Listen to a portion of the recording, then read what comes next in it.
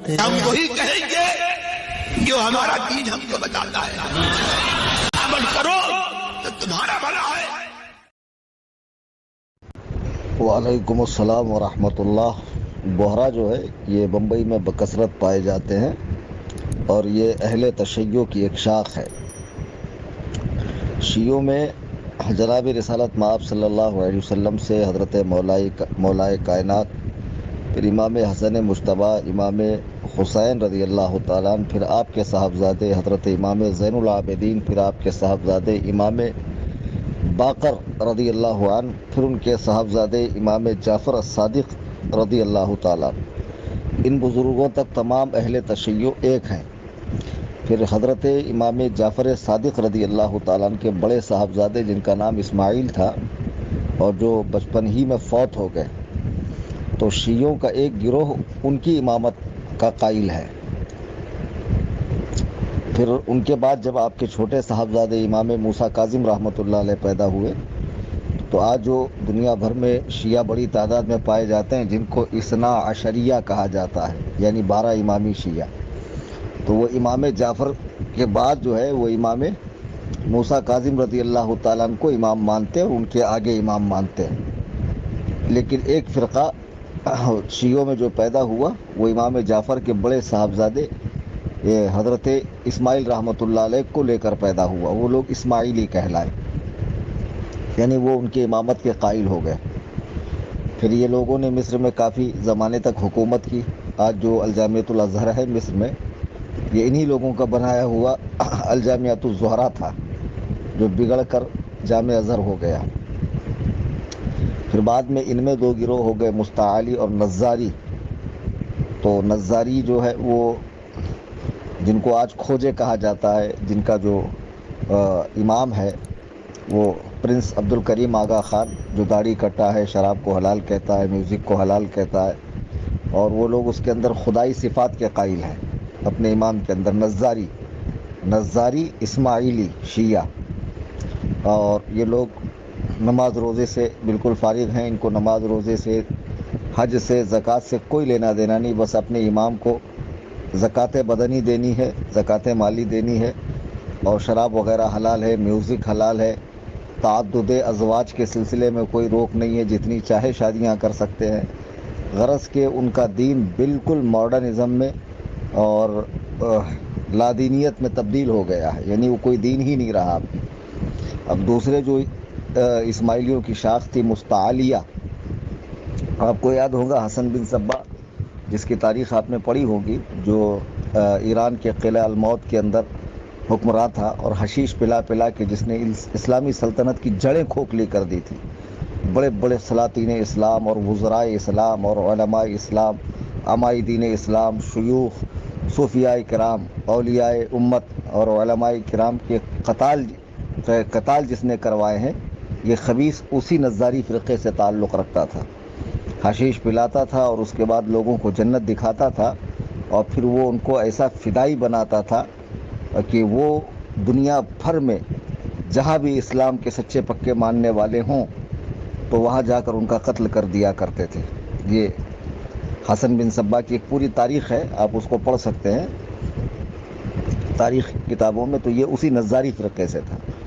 تو اسماعیلی شیعوں میں دو فرقے ہوئے، نظاری اور مستعلی۔ تو نظاریوں کا مختصراً حال میں نے بتا دیا کہ ان کو کھوجے کہا جاتا ہے، کھوجا فرقہ۔ اور آپ کو بتا دوں کہ اس کمیونٹی کے جو لوگ ہوتے ہیں وہ بڑے بڑے مناصب پر فائز ہوتے ہیں۔ جی ہاں، ابھی کینیڈا جو ایک ایسا کنٹری ہے کہ جو مطلب پورا سیکولر ہونے کے ساتھ ساتھ لادینیت کی طرف بڑھ رہا ہے، سمجھے، ایتھسٹ جن کو کہا جاتا ہے، خدا کے وجود کے منکر۔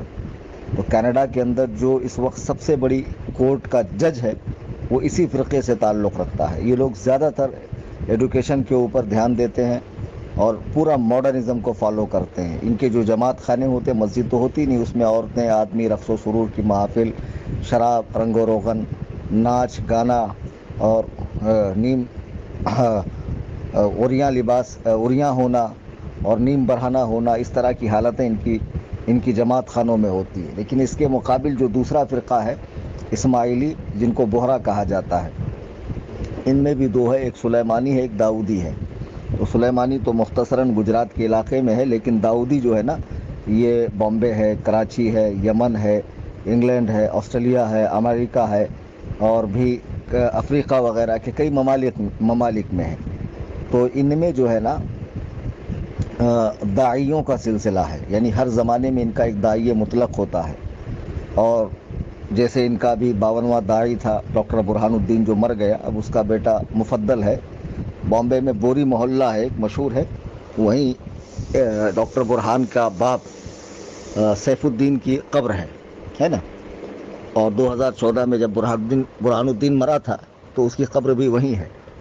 تو یہ لوگ اصل میں خوش پوشاک ہوتے ہیں اور سفید پوشاک ہوتے ہیں، ان کی خواتین رنگ برنگی برقعے پہنتی ہے، اور یہ لوگ جو ہے نماز وغیرہ کے سخت پابند ہوتے ہیں۔ فجر پڑھتے ہیں اول وقت میں، اور ظہر پڑھتے ہیں، ظہر کے آدھے گھنٹے بعد ہی عصر پڑھتے ہیں، مغرب پڑھتے ہیں، پھر مغرب کے تھوڑی دیر بعد ہی عشاء پڑھتے ہیں۔ جمع بین الصلاتین کے قائل ہیں، اور قربانی وغیرہ بھی دیتے ہیں، حج وغیرہ بھی کرتے ہیں۔ عورتوں کی ختنہ کا ان کے اندر رواج ہے، 5 سے 9 سال کے درمیان عورتوں کی ختنہ ہوتی ہے ان میں، اور ختنہ وہی کرتی ہے جو کربلا جا کر آئی ہو، اور امام اور جنت البقیع میں حضرت فاطمہ زہرا کے قبر کو بوسہ دے کر آئی ہو۔ ختنہ، لڑکیوں کے ختنہ کا کام وہ عورت کرتی ہے۔ اور یہ فرقہ جو ہے نا، ان کا ایک مخصوص لباس ہے، مخصوص ٹوپی ہے، مخصوص برقع ہے عورتوں کا، ان کو دیکھ کر کوئی بھی پہچان لے گا یہ بورے ہیں۔ اب ان کے عقائد کیا ہے؟ تو عقائد ان کے بھی کفریہ ہے، کیونکہ ان کا جو امام تھا وہ کہتا ہے قرآن میں جہاں قد جاءکم من اللہ، وہ برہان کا جو لفظ آیا ہے وہ میرے لیے آیا ہے۔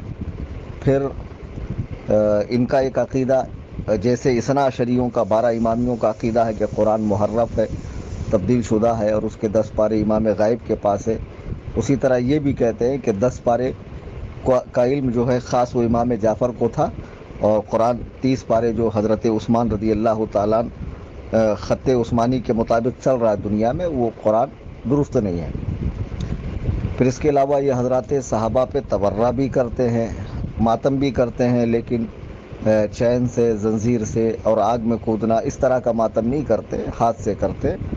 حضرات صحابہ کی تکفیر بھی کرتے ہیں، اور اپنے ائمہ کی عصمت کے بھی قائل ہیں، اور اسی طرح یہ انبیاء کی وحی کو، اماموں کی وحی سے انبیاء کی وحی کا کٹنا، منسوخ ہونا بھی مانتے ہیں۔ غرض کہ ان کے بہت سے کفریہ عقیدے ہیں۔ تو آپ نے پوچھا مفتی صاحب کہ کیا ان کی لڑکی سے شادی کرنا چاہیے؟ جی نہیں، یہ نہ صرف اہل سنت و جماعت سے خارج ہے بلکہ مذہب اسلام سے بھی خارج ہے، کیونکہ یہ بہت سی ضروریات دین کا بھی انکار کرتے ہیں۔ انشاءاللہ اس پر میں کبھی موقع پاؤں تو ایک مکمل کتاب لکھوں گا۔